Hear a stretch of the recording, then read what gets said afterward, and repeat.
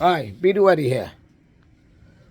Today I'm going to talk about what is the thing you think, that broke up the Beatles. Some people say Yoko, some people could say McCartney. I don't think it's either of them, but I want to discuss it a little bit.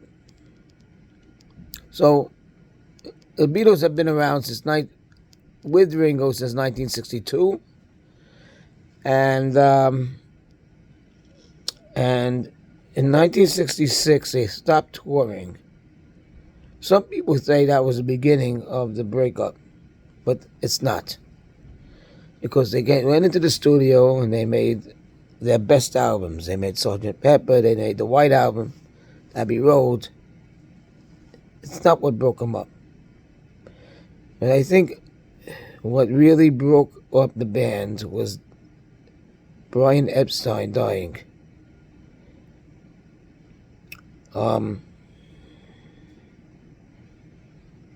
So he was their manager, and they respected him very much. And all of a sudden, he's not their manager anymore. He's not here. So what are they supposed to do? They didn't know where to go and what to do next. Brian Epstein took them from rags and put them. He said you have to wear suits. You have to act like gentlemen. And he changed. He changed the way they were. They were wearing black coats. The coats from the 50s. They had their hair, in the 50s style. And so Brian Epstein changed all that. Got them in a Ed Sullivan show. And when he died, they didn't know what to do. They had no direction.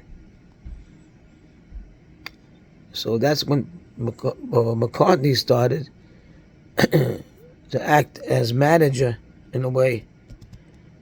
He sort of, he was a workaholic, and he made everyone want to work. When they didn't want to work so much, they wanted to fool around. They wanted to, be in holiday a little.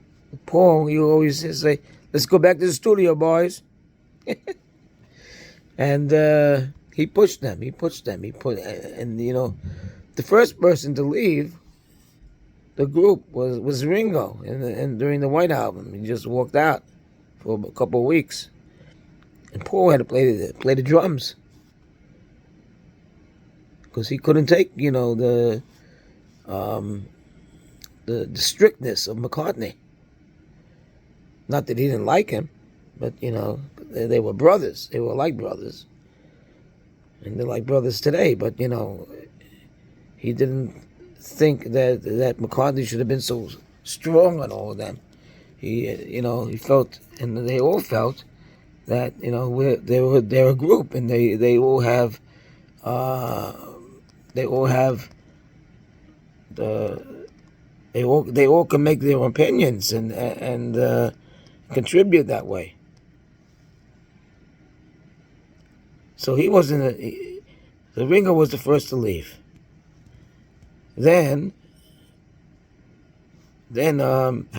George Harrison, he left during the Get Back sessions because he felt that his music wasn't being played right.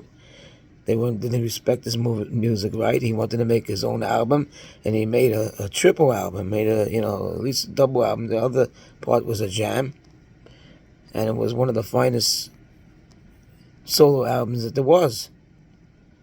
With all those songs that he wrote since he was with the Beatles, and he couldn't get them out because all he was able to do was maybe the most 2 records in an album, and he had about 40 songs at least. Then Lennon, he said about 6 months before the Beatles broke up that he's going to quit the Beatles, but he didn't make it.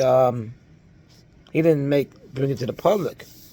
Paul was the only first one to bring it to the public. So that's why Paul's to blame. Because they said Paul's quitting the Beatles. Big news in all the papers. Paul's quitting the Beatles. makes it sound like he's the one that's responsible. But he wasn't. The manager died. You know? And then the other Beatles, they all walked out. They all walked out or threatened to quit even before Paul did. So I see that, the downfall of the Beatles was the death of Brian Epstein. That's basically it. And yeah. So I'd like to get your opinion also. You can let me know what you feel. Okay, thank you. Take care, bye.